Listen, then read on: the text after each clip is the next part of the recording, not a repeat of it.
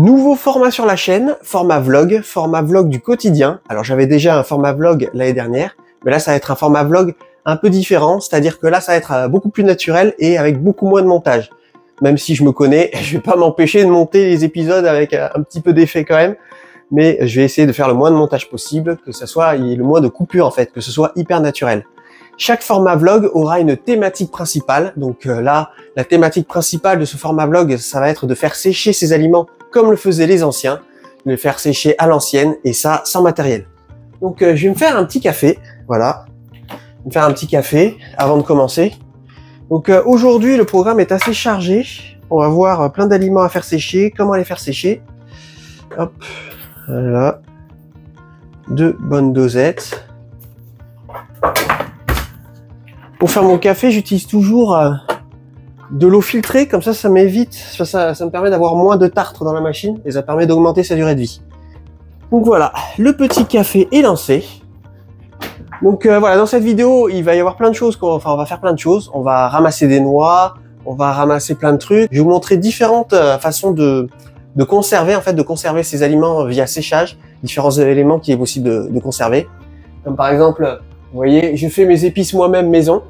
Donc là, ici, ça c'est mes épices maison que je fais maintenant chaque année, depuis l'année dernière où j'avais expérimenté ça en vidéo.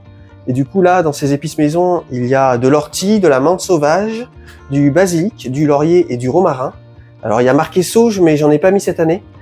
Sachant que l'année dernière, j'avais rempli le bocal à ras-bord et au final, il m'a duré 1 an le bocal, donc on l'a vidé en 1 an. Vous voyez, ça donne ce genre de résultat.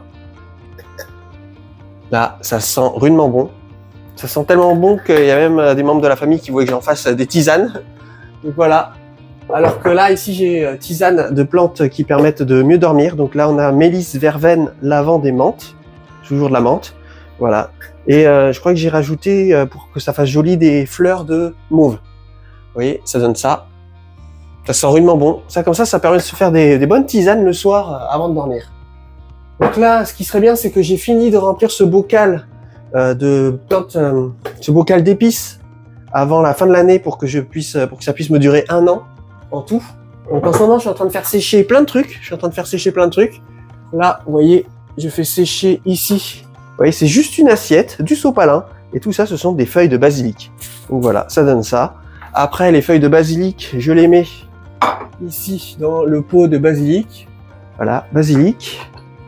Tout ça, c'est que des bocaux de récupération, hein. J'ai rien acheté. Je fais tout le temps que de la récup. En plus, comme ça permet de limiter ses déchets. Ça sent superbement bon. Donc ça permet d'avoir du basilic, de pouvoir manger du basilic toute l'année. Basilic maison. Voilà, petit bocal de basilic. Là, il a l'air bien plein, mais quand il va être mixé et broyé en petits morceaux, ça va prendre beaucoup moins de place. Donc là, j'ai du basilic. Là, ça c'est ma première récolte de poivre du Timut qu'on a planté ensemble l'année dernière. Donc voilà, poivre du Timut. Bon, c'est pas grand chose, mais je les ai plantés l'année dernière. Donc c'est pour ça que j'ai pas une énorme récolte. Franchement, c'est incroyable. Le poivre du Timut, c'est très poivré, c'est super bon. C'est vraiment, ça permet vraiment de donner quelque chose au plat, quelque chose de supplémentaire. C'est un peu différent du poivre. En réalité, c'est plus proche de l'agrume que du vrai poivre. Mais ça épice vraiment les plats, quoi. C'est vraiment efficace. J'ai hâte d'en récolter plus l'année prochaine. Et voilà, première récolte de poivre du Timut. J'ai également plein d'autres choses, hein. J'ai voilà la mélisse. Tout ça derrière, ça ce sont des bocaux faits maison, surtout de la lactofermentation. Là, j'ai du chou que j'essaye de faire en genre de choucroute, chou lactofermenté. Si vous voulez, je ferai une vidéo sur comment faire le chou lactofermenté. Donc là, voilà, ça sent la lactofermentation. Là, ça ce sont ça on va en récolter tout à l'heure. On va récolter les derniers haricots blancs. Donc voilà, haricots blancs, je les fais sécher. Enfin, je vous expliquerai le procédé. Mais grosso modo, je récupère les haricots blancs, je les écosse. Là, comme ça permet de s'occuper pendant les soirées devant la télé. J'écosse les haricots blancs. Après, je les fais sécher. Pareil, assiette, sopalin, dans un endroit qui soit à la fois proche d'une source de chaleur ou dans un endroit où il fasse plutôt chaud et que ça soit suffisamment ventilé et le tout à l'abri de la lumière pour pouvoir conserver les vitamines. Donc voilà, je les fais sécher. Après, je les mets dans un bocal. Le bocal, je le mets au congélateur. Avant, je le faisais pas et du coup, je me retrouvais avec plein de bestioles à l'intérieur, des vrillettes et tout un tas de bestioles. Donc maintenant, ce que je fais, c'est que systématiquement, je mets le bocal, une fois fermé hermétiquement bien, au congélateur pendant 48 heures et après, je le sors du congélateur et voilà. Et là, ça reste sous cette forme-là. Et là, normalement, il n'y a pas de bébêtes. Toutes les bébêtes sont mortes congelées. S'il y en a potentiellement, il faut que ça soit bien fermé hermétiquement après pour être sûr qu'il n'y en ait pas de nouvelles qui rentrent. Donc voilà, petit bocal de haricots blancs. Ça, ce sont les haricots violets, voilà, que j'ai mis en bocal. Alors ça va être les graines que je vais garder pour pouvoir semer de nouveau des haricots violets pour l'année prochaine. Et chaque année, j'en produis des nouveaux, des nouvelles graines qui donneront les haricots violets de demain. Et ici, ce sont les piments rainbow, vous voyez. Alors, je les récolte quand ils sont bien rouges pour être sûr qu'ils soient bien matures. Donc voilà, les piments rainbow, ça donne ça. Alors pareil, hein, pour les faire sécher, hyper simple. Je vais vous montrer des piments rainbow. Voilà, je les mets dans une assiette. Sopalin, les piments ils sont dessus, ils sèchent. Là, je les ai récoltés à différents stades de maturité pour essayer d'avoir plusieurs couleurs. Donc voilà, ça donne ça. Franchement, c'est plutôt assez esthétique, hein, franchement. C'est assez joli. Donc après, je vais les réduire en poudre au mixeur et je vais faire des épices au piment rainbow. Donc voilà, je vais le remettre là où je les ai pris. Et ici, voilà, là aussi je me suis amusé à les prendre à différents stades de maturité pour avoir plusieurs couleurs. Vous voyez, ça donne ça. Une fois que c'est bien sec, ça prend beaucoup moins de place dans l'assiette. Et je les fais sécher comme ça. Franchement, pas besoin de matériel, pas besoin d'avoir un matériel pour pouvoir faire sécher les aliments. Voilà, rien de plus simple. Je fais sécher plein de choses, hein, franchement. Là, et puis on va en faire sécher encore plus dans cette vidéo. Donc à la fin de cette vidéo, on va faire des guirlandes comme ça, des guirlandes de piment. Ça fait penser aux vacances sur les côtes basques, les plus belles plages du monde, hein, franchement. Tant qu'on est dans la cuisine, en attendant que le café finisse, je voulais vous montrer quelque chose. Regardez ça, potiron, 10 kilos. Franchement, il est mastoc, il est magnifique. J'en ai 3 dans ce genre-là, que je me sers comme déco d'Halloween, déco comestible. Pas besoin d'acheter de la déco d'Halloween à Jiffy, on peut la produire soi-même dans son potager. Il pèse son poids hein, quand même. Hein. J'ai peur qu'il casse la table, là où je l'ai posé.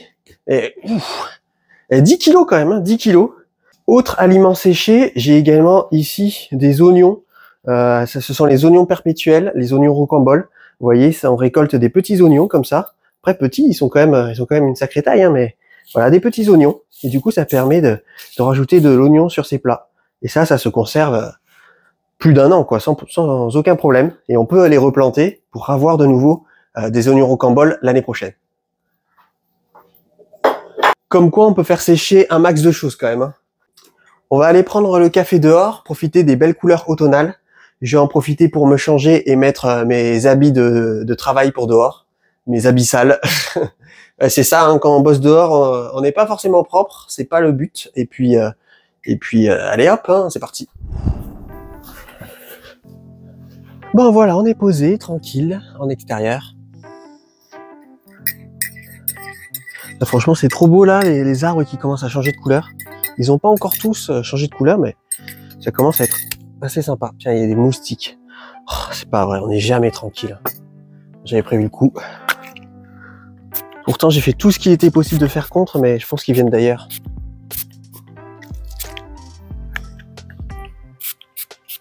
C'est pas possible. Bon, c'était la pause moustique. Ouf. Ouf. Pas besoin de mettre du parfum, pas besoin de mettre du Chanel numéro 5, moi c'est du Chanel numéro moustique. Ah, mon café. Je sais pas comment ça se passe chez vous, mais ici il fait encore très chaud malgré qu'on soit en octobre. Les températures avoisinent les 23 degrés la journée. Donc franchement c'est encore assez... Surtout que moi je supporte de moins en moins la chaleur. Plus le temps passe et moi je supporte la chaleur. Et puis en plus ils ont prévu jusqu'à 27 degrés la journée. Là j'ai vu dans la météo, non mais n'importe quoi. Et puis c'est bizarre mais il pleut pas, ou je sais pas où est passée la pluie. Le sol il est sec de chez sec. Là c'est vraiment un truc de fou quoi. Bon, le café est fini. On va aller ramasser les noix du noyer qui est juste ici. Et puis, parce que là je suis un peu en retard et j'ai peur que si je laisse les noix trop longtemps au sol, elles finissent par moisir. Allez, c'est parti. Regardez-moi ça comme c'est beau. Les belles couleurs d'automne. Là il commence à y avoir les feuilles mortes au sol.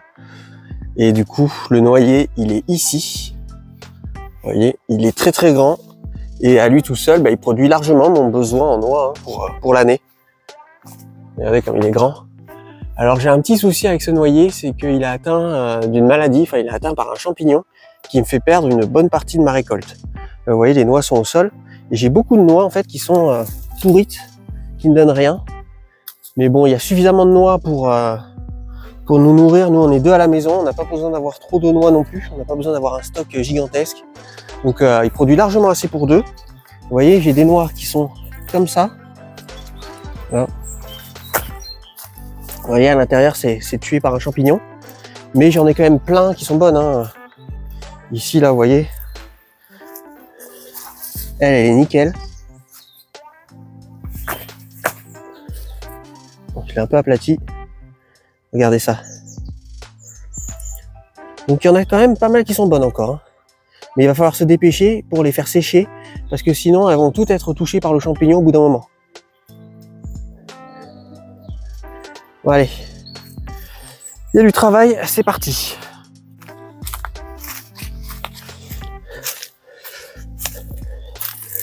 Voilà. Donc là, j'ai ramassé toutes les noix. Alors, si vous demandez pourquoi je ramasse toutes les noix et même les pourries, c'est pour pouvoir me débarrasser petit à petit du champignon. Plus on enlève les zones où il peut rester en dormance pendant tout l'hiver, moins il y aura de champignons. Je sais pas si j'ai été assez clair, mais il n'y aura pas de seconde prise. Donc je prends tout et après je trierai par la suite. Il faut surtout éliminer un maximum de noix. Ça aurait été mieux si j'avais mis des gants.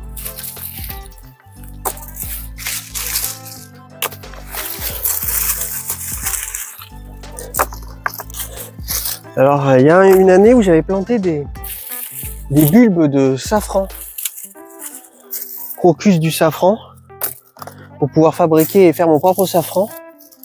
Et malheureusement, de tous les bulbes que j'ai plantés, il n'y en a aucun qui est ressorti pour l'instant. Alors là, il y a un truc qui ressemble. Ça serait tellement bien si c'était ça.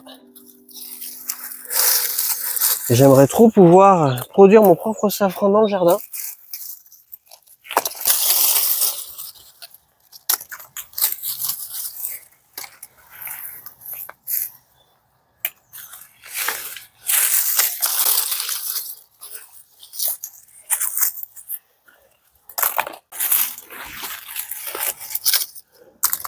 Bon, c'est pas très élégant de ramasser les noix à quatre pattes comme ça, mais c'est la manière la plus efficace que j'ai trouvée.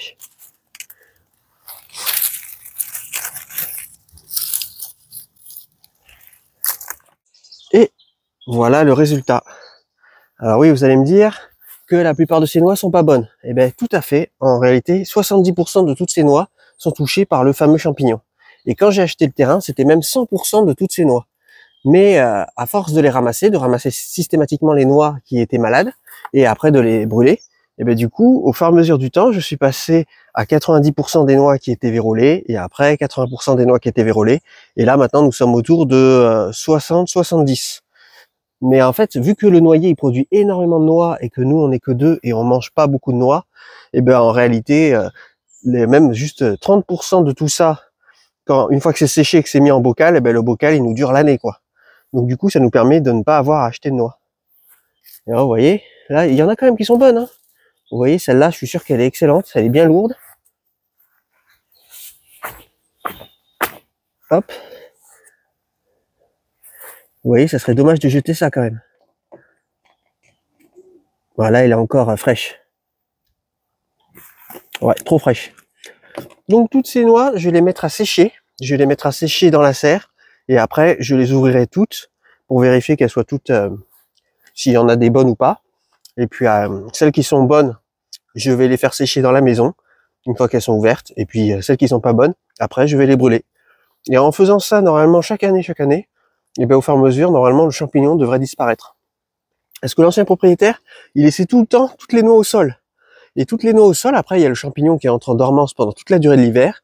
Et dès que c'est la saison des nouvelles noix, et bien après, le champignon qui est en dormance dans les anciennes noix va émettre des spores, et les spores vont contaminer les nouvelles noix. Et c'est comme ça que le champignon, après, il finit par se répandre dans l'arbre en entier. Vous voyez, il est grand hein, quand même le noyer. Et bah, du coup, en faisant comme ça, en éliminant systématiquement les noix vérolées chaque année, et ben on finit par pouvoir récupérer des noix qui sont enfin comestibles. Voilà, j'ai mis toutes les noix ici dans la serre pour les faire sécher. Dans la serre, il fait autour des 35 degrés. Donc là, normalement, elles devraient bien sécher. J'aurais pu optimiser le séchage en étalant un drap sur le sol et en mettant toutes les noix à plat sur le drap. Mais bon, là, je les ai mis un peu au-dessus du niveau du sol, donc normalement, elles devraient bien sécher. Sachant qu'elles vont pas rester longtemps comme ça, je vais rapidement toutes les ouvrir et conserver celles qui sont bonnes pour pouvoir les faire sécher dans la maison. Et les moins bonnes, eh ben, elles, on va les brûler. Maintenant, ce que je vais faire, je vais me laver les mains et on va récolter les piments qui seront nécessaires pour la guirlande de piments que je vais vous montrer à la fin de cette vidéo, qu'on va fabriquer ensemble. Bon, vu que la cagette à légumes est occupée par les noix, j'ai trouvé ce vieux panier qui traînait dans la maison, vieux panier en plastique. Donc ça fera l'affaire pour pouvoir récolter les piments. Là, franchement, cette année, j'ai eu une énorme récolte de piments. Je pense que j'ai assez de piments pour 2 ans. J'ai un ami qui est très amateur de piments. Ça lui fera plaisir que je lui en offre pas mal. Vous savez que les plus grands consommateurs de piments, ce sont les pays chauds. Et il y a très certainement une raison scientifique à ça. C'est que dans les pays chauds, les gens sont plus sujets à attraper des organismes pathogènes. Qui peuvent toucher leur système digestif. Et du coup, s'ils mangent beaucoup de piments, c'est que ça a des vertus quand même médicinales, même si je ne crois pas qu'il y ait d'études scientifiques encore sur le sujet. Mais ça a très certainement une raison comme ça, une raison médicale, une raison de se soigner par soi-même. J'arrête pas de me cogner aux concombres. Voilà, je laisse les concombres en déco, je laisse ça arriver à maturité totale pour pouvoir récupérer un maximum de graines. Vous savez quoi, j'ai récolté tous les piments, même ceux qui sont noirs.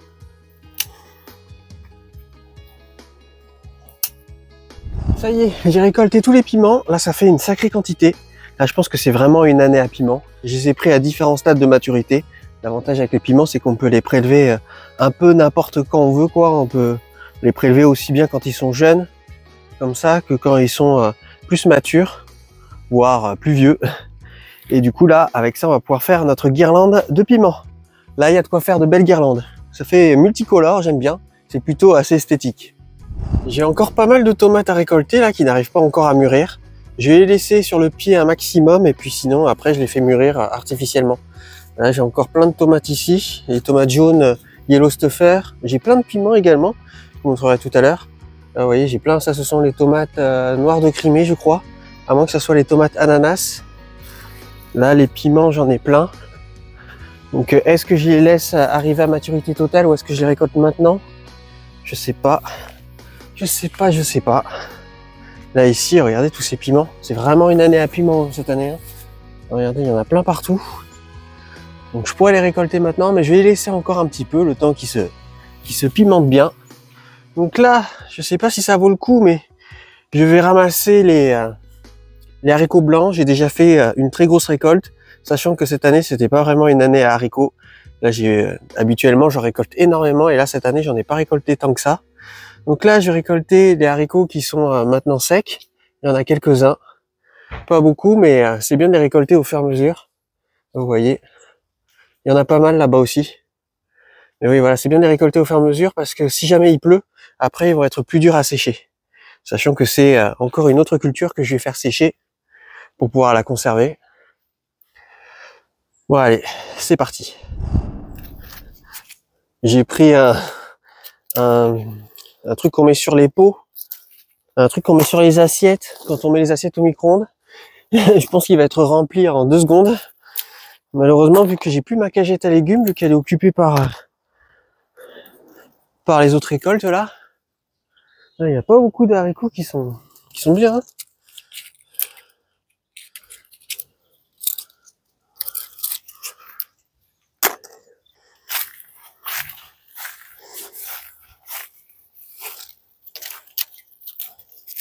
Voilà les haricots, j'ai récolté ça. J'ai récolté jusqu'à que mon truc soit plein là. Bon, ça fait, on dirait qu'il y a beaucoup, mais en réalité, il n'y a pas grand chose. Une fois qu'ils auront séché et une fois que je les aurai écossés, il y aura, je pense, une grosse poignée. Peut-être un petit fond de bocal, mais pas Pas de quoi révolutionner le schmilblick. Donc là, tout ça, je vais le mettre à sécher sous la véranda. Je vais étaler ça sous la table de la véranda. Bah, je vais vous montrer hein, comment je vais m'y prendre.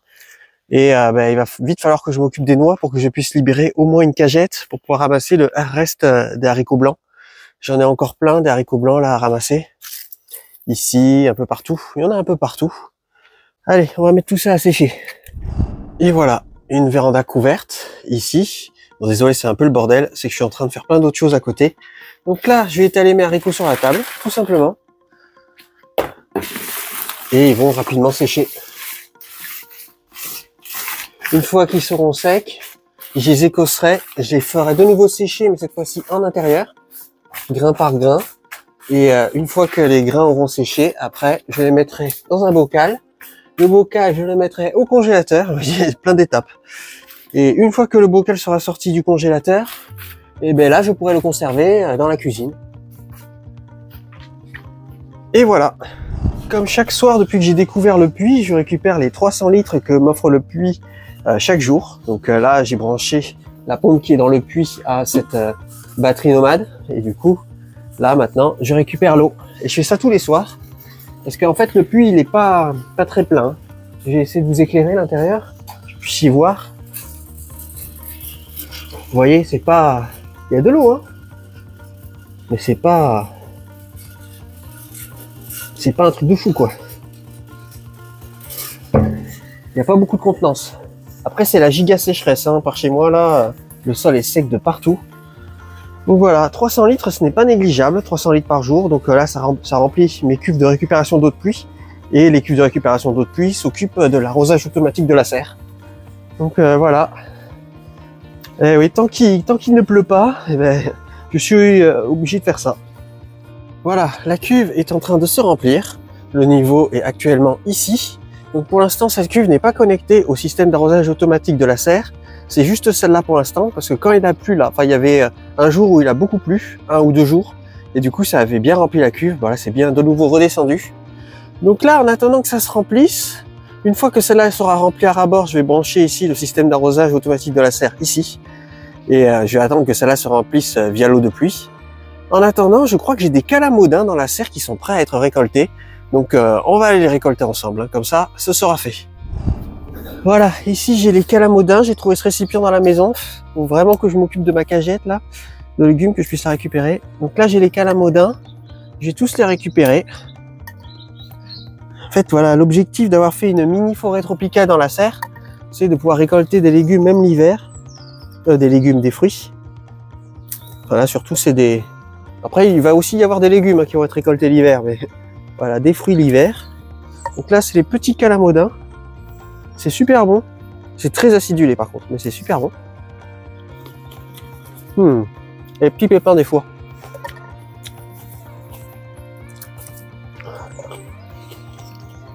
Il y en a, je sais même pas s'ils sont mûrs.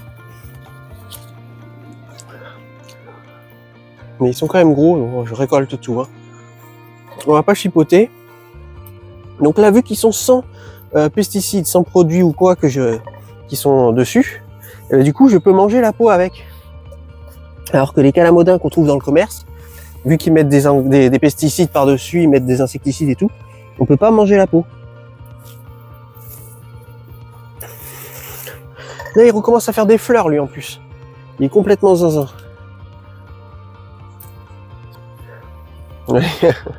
tout petit, hein. Est-ce qu'ils sont comestibles?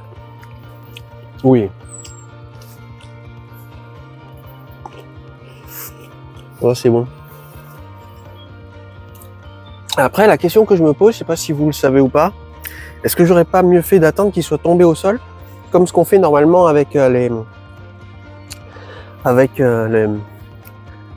citrons caviar qui sont là-bas. Normalement, les citrons caviar, pour les récolter, il faut attendre qu'ils tombent au sol. Est-ce que j'aurais pas dû faire pareil avec les calamodins? Je ne sais pas. Bon, dans tous les cas, ça va soulager la plante. Voilà. J'en ai laissé quand même quelques-uns. Ça sera super bon pour ce soir. Voilà. Ce qu'on peut faire également avec ça, c'est qu'on peut les râper et en faire du zeste. Du zeste pour les plats. Franchement, c'est super bon. Donc oui, au moins ils seront pas perdus. Ils seront mangés dans tous les cas. et la plante sera soulagée. Là, je rêve, il y en a plein là qui arrivent des calamodins encore. Non mais là, ils s'arrêtent plus. Hein. Ils s'arrêtent plus, ils s'arrêtent plus. Après les calamodins, ici j'ai les citrons que je récolterai plus tard. Regardez, ils sont beaux, hein. Ils commencent à bien grossir là. Du coup, j'ai mis un arrosoir entier au pied du citronnier pour l'aider à la fructification. Donc là, j'ai les citrons, c'est pour bientôt. Là, les citrons caviar, eux aussi, c'est pour bientôt. Ils commencent à changer de couleur. Donc eux, je vais attendre carrément qu'ils tombent au sol. Il y en a pas qui sont déjà tombés au sol d'ailleurs. Non. Ils sont gros, hein. Bientôt. Là, c'est pour très très bientôt. Et là aussi, le gingembre aussi, je vais pouvoir bientôt le récolter. Ça fait joli, j'aime bien ces lianes un peu de forêt tropicale. Et là, vous voyez, la plante couvre-sol que j'ai choisie, la Lupea dulci, ça c'est super bon aussi. On peut manger les fleurs et les feuilles. C'est un pouvoir sucrant incroyable. Et lui, pour l'instant, cette année, il n'a pas encore produit. Ça sera l'année prochaine. En parlant d'agrumes pleine terre, vous voyez ici, j'ai planté une haie d'agrumes en pleine terre, directement dans le sol du jardin.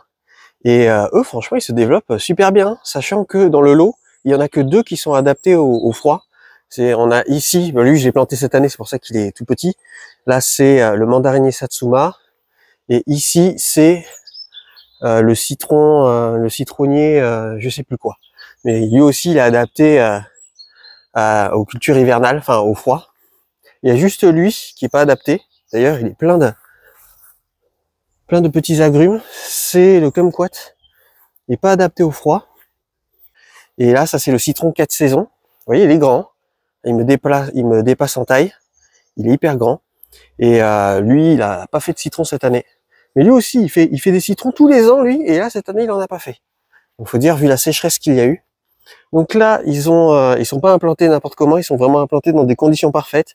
C'est-à-dire que là, ils sont à l'abri de tous les vents. Et ils sont contre un mur qui est exposé plein sud. Et eux aussi, ils sont exposés plein sud. Bon, là, il est tard, donc il n'y a plus de soleil, mais sinon, ils sont exposés plein sud. Donc, autant vous dire qu'ils sont vraiment dans les meilleures dispositions possibles.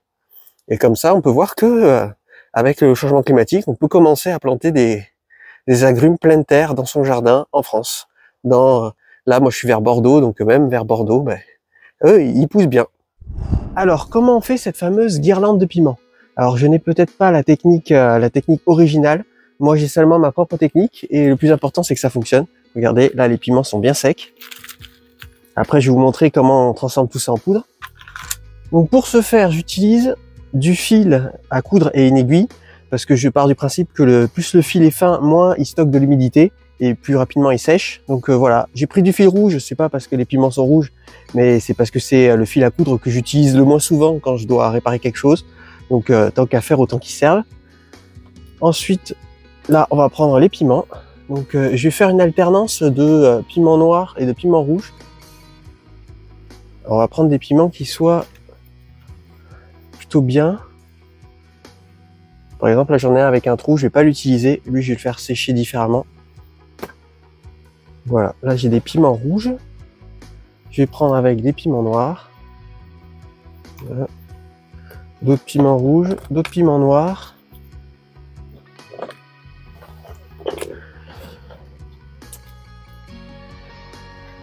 Une fois que j'ai mes piments qui sont étalés sur la table, mon fil et l'aiguille, et je vais traverser les piments. Alors, faut pas traverser les piments ici, parce que là, c'est pas très solide, ça a tendance à se décrocher. Donc moi, je traverse en fait entre la chair du piment et entre ici la partie verte, la partie tige. Donc allez hop, c'est parti. C'est là où j'ai remarqué qu'il y avait le plus de résistance. D'ailleurs, on voit que quand on traverse, c'est dur.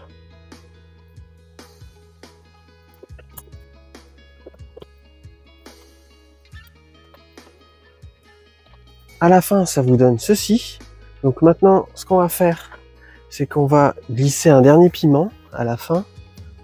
Donc là, je vais prendre un qui est plutôt costaud. Voilà, lui.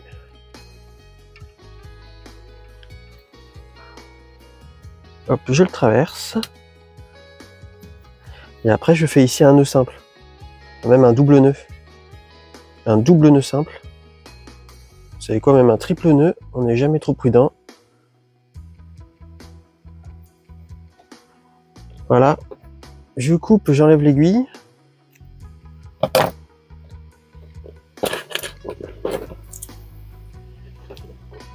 Voilà ce que ça donne. On va tous les faire descendre.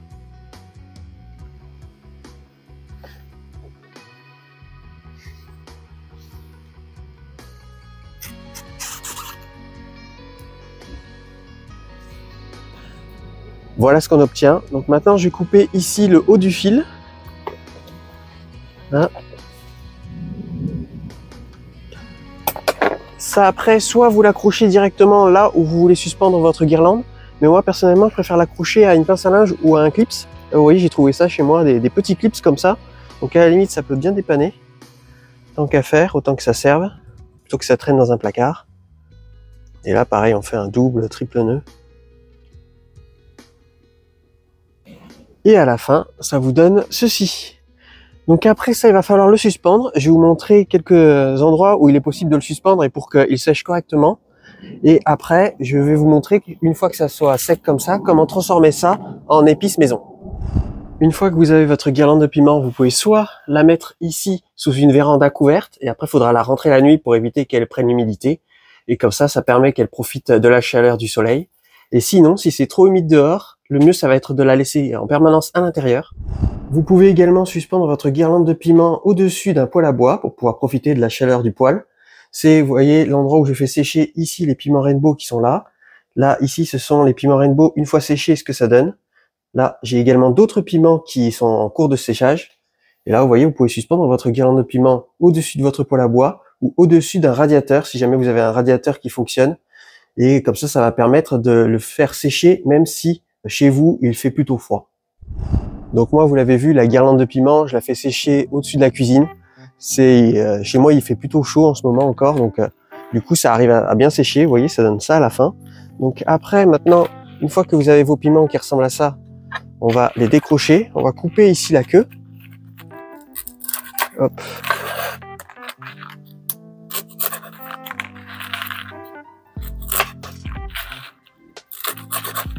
Après, on les coupe en deux et on récupère les graines. Donc hop, voilà.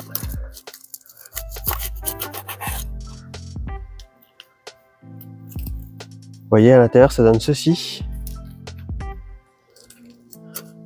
Donc là, c'est vraiment quelque chose de très minutieux. Je vais mettre les graines là-dedans.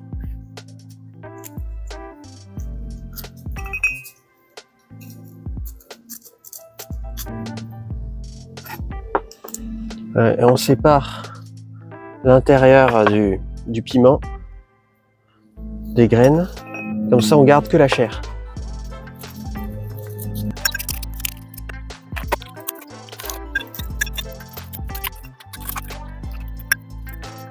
À la fin, vous vous retrouvez avec ceci. Donc là, ici, nous avons que la peau et ici, nous avons les graines. Donc là, vous pouvez voir, la peau, ça se présente comme ceci. Vous voyez, c'est tout sec, il n'y a aucune pourriture, aucune moisissure, tout est propre. Et maintenant, on va aller réduire ça en poudre. Pour réduire les piments en poudre, je les mets simplement ici dans le mixeur. Hop. Je ferme en haut. Et après, il ne reste plus qu'à mixer. Après, il ne reste plus qu'à verser.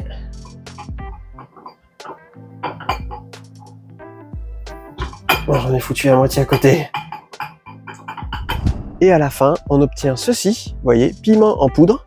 Donc là, ça permet d'aromatiser ces plats et de donner du piment à tous ces plats. Comme vous pouvez constater, il n'y en a pas beaucoup. C'est normal, la guirlande de piment était à l'origine toute petite. Mais quand j'aurai broyé l'intégralité de toutes mes guirlandes de piment, bah là, je pense que j'arriverai à remplir intégralement le bocal.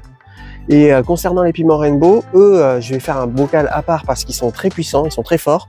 Et là, je pense que je vais pas retirer les graines, je vais directement les mettre à l'intérieur du broyeur et les broyer comme ça directement en poudre. Et là, vous voyez, ça fait quand même une petite quantité de piment maison, piment bio. Et c'est ça permet d'avoir du piment comme ça, de pouvoir le conserver pendant plus d'1 an facilement. J'espère que ce nouveau format vous plaît, de vidéos tournées un peu plus à l'arrache. N'hésitez pas à me le dire en commentaire. Et je ferai bien sûr ce type de vidéo en plus des vidéos que je fais habituellement. Je pense que dès la semaine prochaine, je tournerai un générique pour qu'on puisse différencier les deux formats. Un générique qui sera adapté uniquement à ce type de format, à ce format un peu plus vlog. Et là, comme ça, vous voyez un peu toutes les petites choses que je fais dans mon quotidien pour avancer vers l'autonomie. Comme là, vous voyez, là j'ai fait un petit bocal avec des piments. Non, franchement, ça rend super bien. Et n'hésitez pas à liker cette vidéo si elle vous a plu, et je vous dis à la prochaine. Merci énormément aux membres de la communauté qui permettent la survie de la chaîne en me soutenant financièrement, soit via le Tipeee, soit en cliquant sur le bouton rejoindre de la chaîne. Merci d'avoir regardé cette vidéo jusqu'au bout. Pour l'instant, c'est fait un peu à l'arrache, mais c'est normal, il va falloir le temps que je m'adapte à ce nouveau format, et je suis sûr qu'au fur et à mesure du temps, ce sera de mieux en mieux.